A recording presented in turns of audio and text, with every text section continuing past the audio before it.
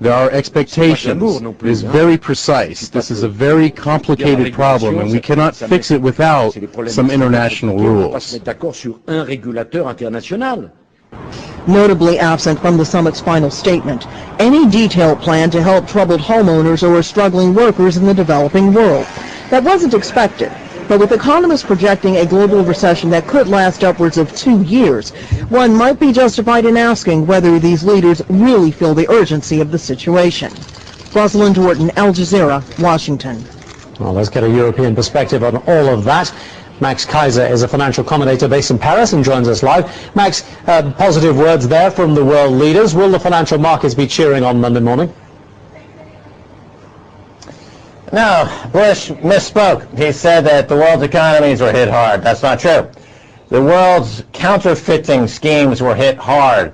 The bond counterfeiting schemes from Wall Street and the City of London were hit hard. The counterfeiting schemes have been exposed.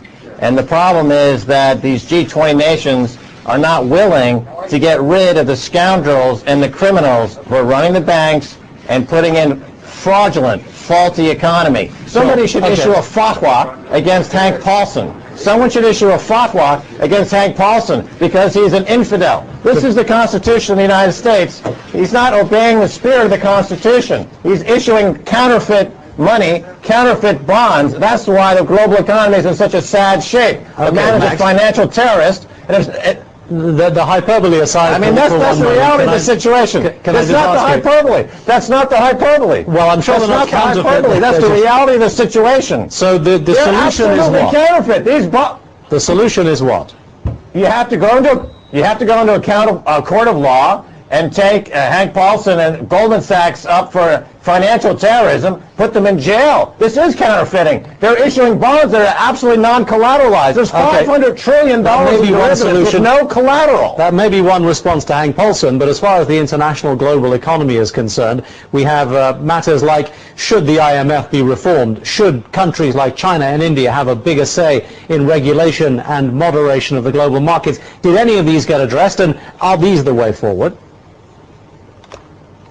China, India, Europe, all the banks own structured financial products sold to them from Wall Street. These are all counterfeit bonds that are exploding. They're worth zero.